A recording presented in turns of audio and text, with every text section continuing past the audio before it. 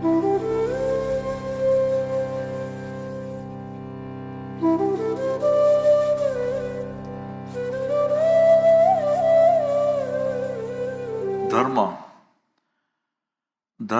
તો એક ઝાટકે કરવાની વસ્તુ છે.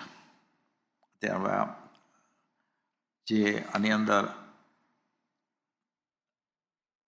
40મા શ્લોકમાં કીધું કે રાત્રિઓ પસાર થાય છે તે પાછી આવતી નથી, અને અધર્મ કરનાર આત્માઓની રાત્રિઓ નિષ્ફળ જાય છે, અને પછી મૃત્યુ સાથે મિત્રતા હોય કે મૃત્યુથી ભાગી છૂટીશ એવું એની માન્યતા હોય, અથવા તો પોતે મરવાનો નથી એમ જાણતો હોય, એ સુખશીલ્યાપણું ઈચ્છી શકે.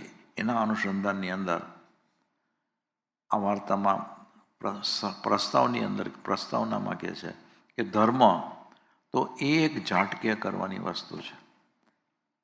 આજ કરો કે કાલ કરો એવો વિચાર કરનારા આત્માઓ ક્યારેય ધર્મ આરાધી શકતા નથી.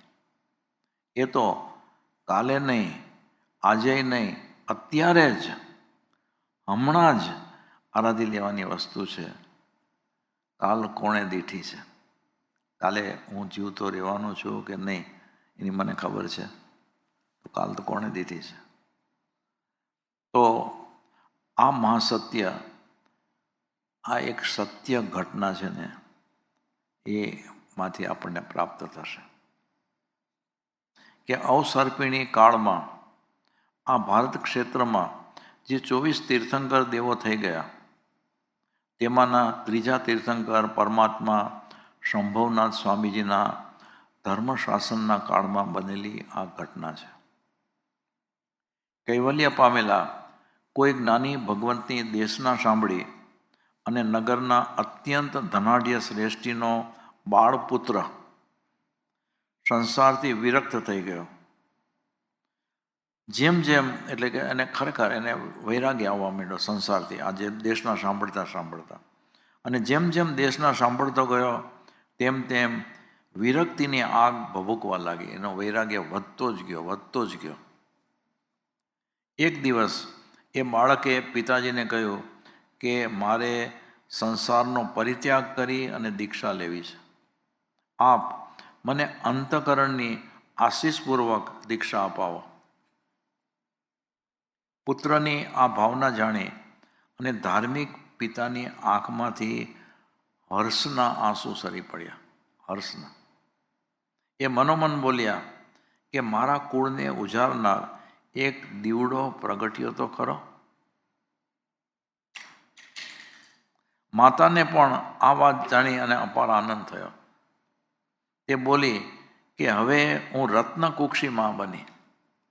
રત્નકુક્ષી. વડીલે એ પુત્રને કહ્યું કે બેટા, તારા મનોરથ જાણી અને અમને એટલો બધો આનંદ થયો છે કે જેનું વર્ણન અમે કરી શકીએ એમ નથી. પણ તારો દીક્ષા મહોત્સવ અમારે ખૂબ સરસ રીતે કરવો છે, એટલે તું થોડાક માસ થોભી જા. ત્યાં સુધીમાં અમે અતિ ભવ્ય મહોત્સવની બધી તૈયારીઓ કરી લઈએ.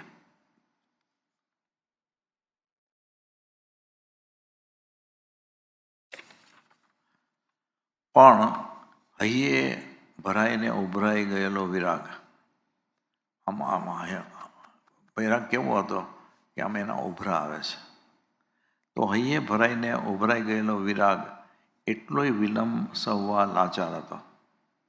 પુત્રે કહ્યું કે પિતાજી, હવે એક દિવસ તો શું, એક પળ પણ આ આજ્ઞા ભડકાભર્યા સંસારમાં હું રહી શકું તેમ નથી. છતાં આપણે જ્ઞાની ગુરુદેવ પાસે જઈએ અને આ વાતનો નિર્ણય કરીએ. વિચક્ષણ પુત્રની વિનંતીનો સ્વીકાર કરી અને વડીલો સર્વજ્ઞ ભગવંતની પાસે ગયા. વંદનાદિ કરી અને પિતાએ પુત્રની ભાવના રજૂ કરી અને તેની સાથે મહામહોત્સવ કરવા માટે જરૂરી સમય વિલંબની રજૂઆત કરી કે મારે ખૂબ સારી રીતે આ દીક્ષા મહોત્સવ કરવો છે, માટે હજુ થોડોક સમય જોશે એની તૈયારી કરવામાં.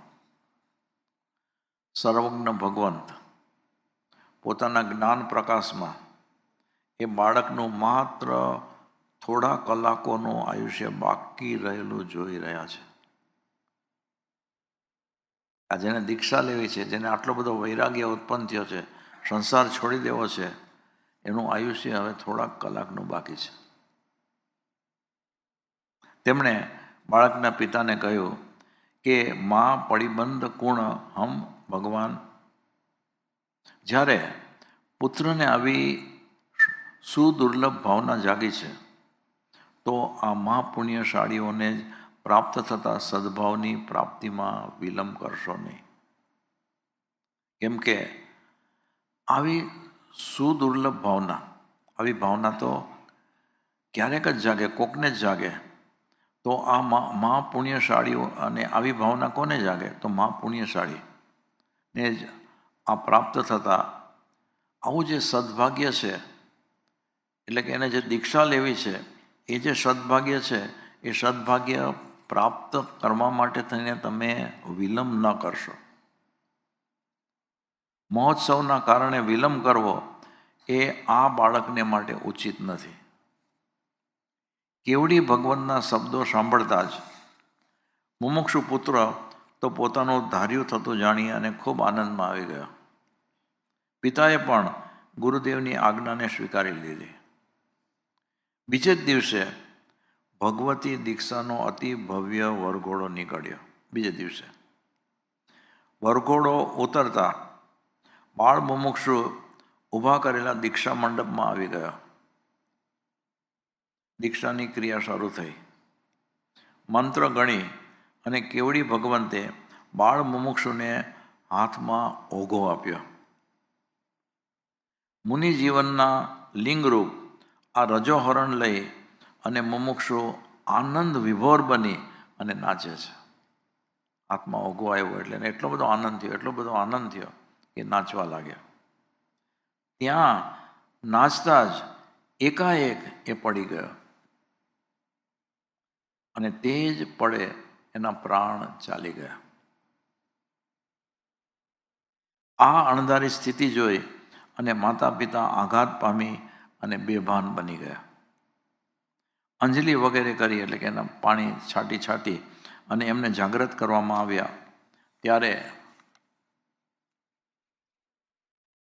તે બંને ધ્રુસકે રડવા લાગ્યા. કેવડી ભગવંતે તેમને આશ્વાસન આપતા કહ્યું કે આવું કલ્પાંત ન કરો. અણધાર્યું કશું જ બન્યું નથી. આમ ઓચિંતાનું આવું ક્યારેય નથી બન્યું કે એનું મૃત્યુ થઈ ગયું. તમારા એ સુપુત્રનું આયુષ્ય એટલું જ હતું. વળી એણે તો શુભ ભાવના ઉછાળાની અતિ ધન્ય પળોમાં, હવે આ મૂળ વાત છે કે શુભ ભાવના અતિ ઉછાળાની અતિ ભવ્ય પળોમાં પ્રાણ મૂક્યા છે અને એ દેવતા બન્યા છે. સીધો એનો દેવલોકનો દેવતા બની ગયો છે. એટલું જ નહીં, પણ થોડી જ પળોમાં તે અહીં આવીને ઊભો રહેશે. આ કેવડી ભગવાન કહે છે. આ વાત ચાલી રહી છે ત્યાં જ એ દેવાત્મા આવીને ઊભો રહ્યો. કેવડી ભગવાનને તેને વંદનાદિ કર્યા. ભૂતપૂર્વ ભવના પોતાના માતા પિતાને તેમણે કહ્યું કે તમે જરાય કલ્પાંત કરશો નહીં. હું સદગતિ પામ્યો છું. જો આ કેવડી ભગવાનની પ્રેરણાને ઝીલી લઈ અને તેઓએ મને તરત જ દીક્ષા ન આપતા વિલંબ કર્યો હોત તો કોઈ બીજી જ ચિત્તવૃત્તિમાં હું મૃત્યુ પામી અને પછી ક્યાં જાત. આ ભગવંતે તો મારા ઉપર જબ્બર ઉપકાર કર્યો છે. અને આ સાંભળી અને માતા પિતા આશ્વાસન પામ્યા.